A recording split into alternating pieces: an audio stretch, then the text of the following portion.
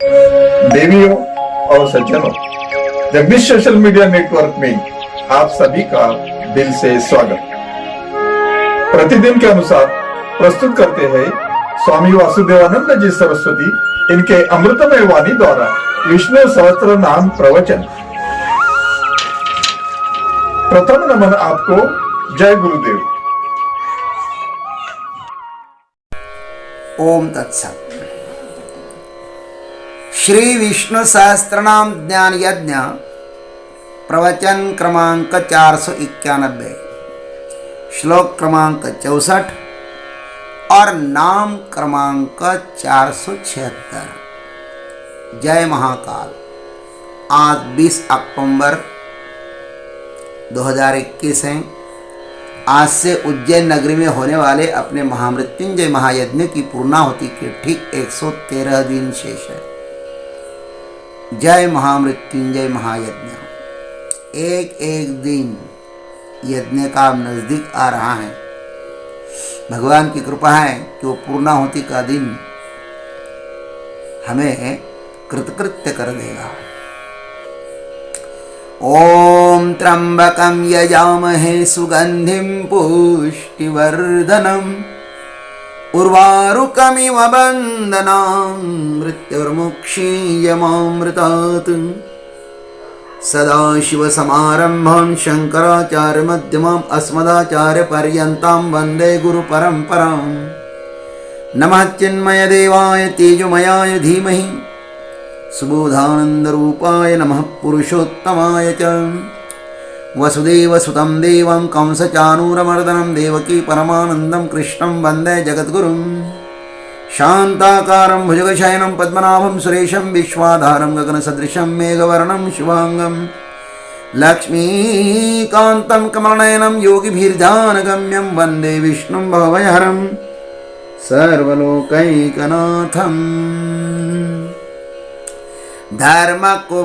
धर्मकृद्धर्मी सदसत्क्षरमक्षरम् अविज्ञाता सहस्रांशुर्विधाता कृतलक्षणः।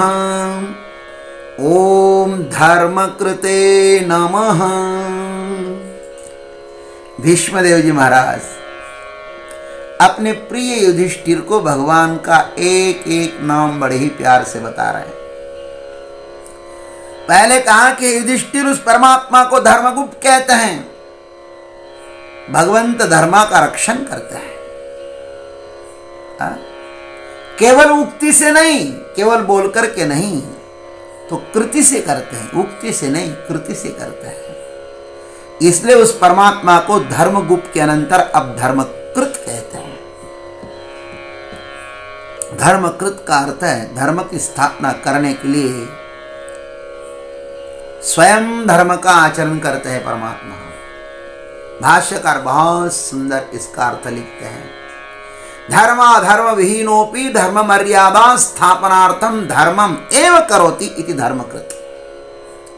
धर्म से रहित होने पर भी धर्म की मर्यादा स्थापन करने के लिए धर्म ही करते हैं, इसलिए उसको धर्मकृत कहते हैं। धर्मी, धर्मकृत और धर्मगुप्त, ये तीन नाम भगवान की परिपूर्णता अभिव्यक्त करते हैं।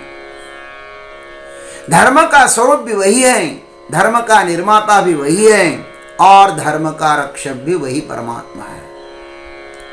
परमात्मा धर्म स्वरूप है। धर्म का एक सामान्य अर्थ है एक सामूहिक व्यवस्था है। धर्म माने एक सामूहिक व्यवस्था है। जैसे आश्रम व्यवस्था होती है, वर्ण व्यवस्था होती है, गुण व्यवस्था होते हैं, आदि आदि। जैसे मेरा सांदीपनी आश्रम है, इस सांदीपनी आश्रम में रहता हूं और इस सांदीपनी आश्रम के कमरे में मैं अकेला ही हूं, तो फिर किसी भी व्यवस्था के नियमों की आवश्यकता नहीं है। मैं जैसा तय कर लूं वैसा रहता हूं, सर्वतंत्र स्वतंत्र बनकर के रहता हूं। लेकिन ध्यान रखना, मेरे ही कमरे में मुझको स्वैराचारी बनने की कोई भी इजाजत नहीं है। सर्वतंत्र स्वतंत्र सिंहासन पर आरूढ़ होने का अर्थ यह नहीं है कि आप स्वैराचारी बनो। धर्म व्यवस्था तो होनी ही चाहिए, अकेले हो तो भी, लेकिन हम एक से अधिक है आश्रम में, तो नियमों की आवश्यकता तो होती है। वैसे ही परमात्मा जब केवल होते हैं ना, तो वे धर्मातीत होते हैं।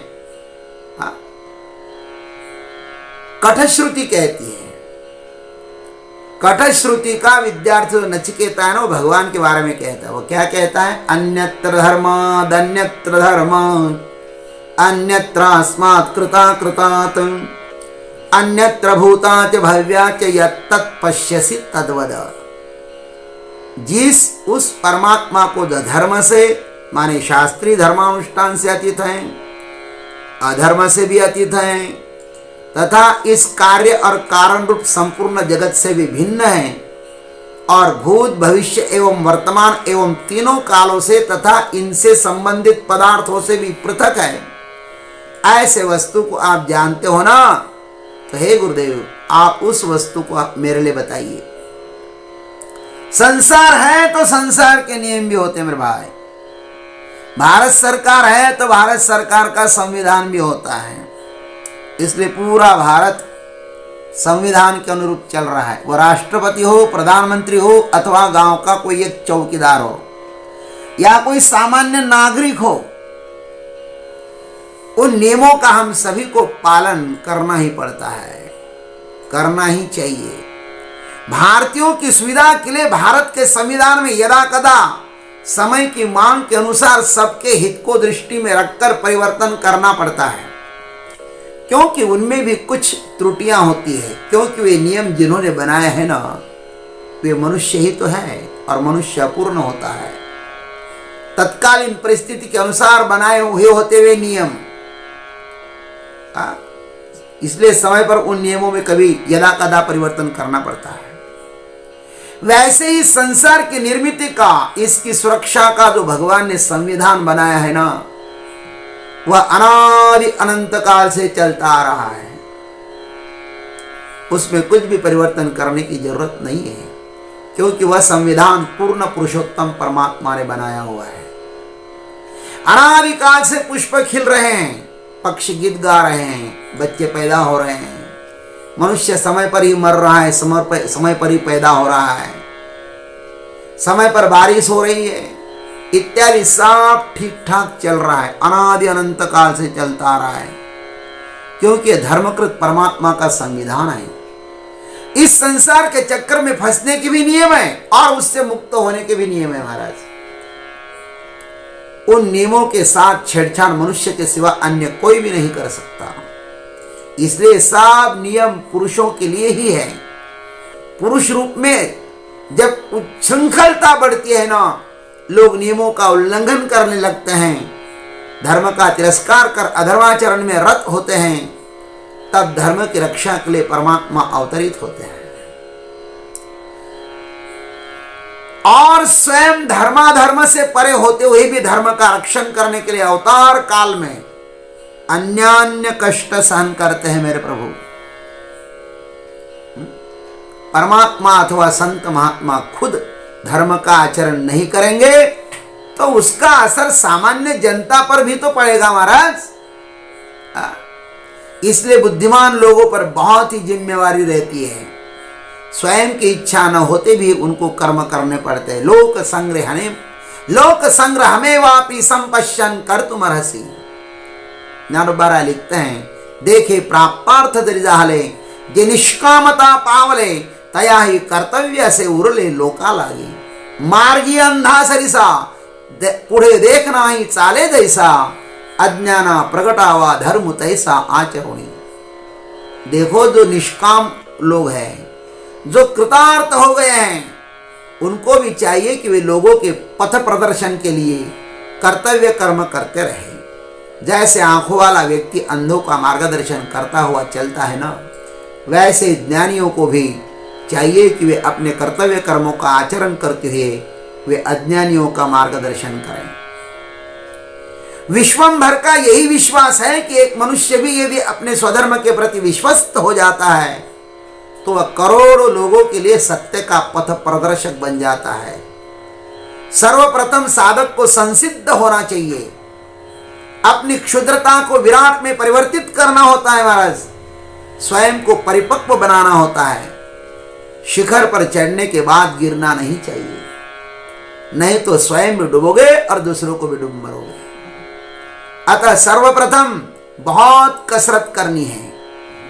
रस्सी पर चलने की कसरत ही अनासक्त भाव है। खैर, धर्मकृत भगवान का यह नाम अनंत रहस्यों से भरा हुआ है। संसार के धर्मों का परिपालन करते हुए संसार से मुक्त होने का उपाय भी खोजना चाहिए।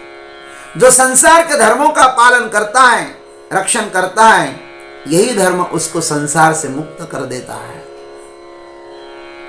शास्त्र कहता है, धर्म एव हतो हंति धर्मो रक्षति रक्षितः तस्मात् धर्मो न हंतव्यः मानः धर्मः हतः क्वदि। हम धर्म का नाश न करें तो धर्म भी हमारा नाश नहीं करेगा, और हम धर्म का नाश करते हैं तो धर्म भी हमारा नाश करेगा। अतः हम धर्म का नाश न करें और धर्म भी हमारा नाश न करें। धर्मते विरति योगते ज्ञाना ज्ञान मोक्ष प्रद भेद वखाना।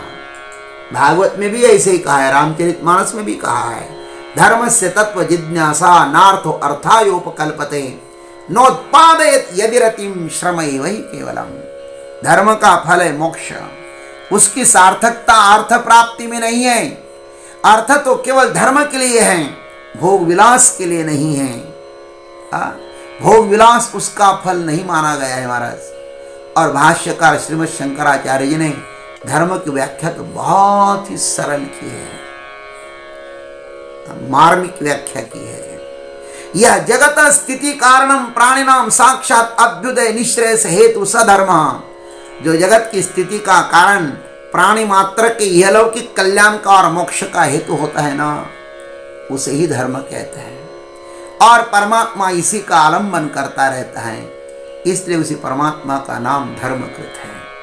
इसलिए आइए हम सभी लोग इस धर्मकृत परमात्मा का आशीर्वाद लें, परमात्मा से प्रार्थना करें कि हे प्रभु आप हमारी रक्षा करें और हम भी अपने मार्ग से कभी भी पदच्युत न हों, हम अपने मार्ग से कभी भी डगमगाए न, धर्म कभी भी हम धर्म का तिरस्कार न करें। इतना ही आशीर्वाद हे प्रभु आप हमें दीजिए और हमें कृतार्थ करिए। ओम तत्सत। जय गुरुदेव, जय जगदीश्वर, जय जय महाकाल। अभी आप सुन रहे थे स्वामी वासुदेवानंद जी सरस्वती, इनके अमृतमय वाणी द्वारा विष्णु सहस्त्र नाम। प्रवचन का अगला भाग लेकर कल सुबह फिर प्रस्तुत होंगे। तब तक के लिए हरि ओम।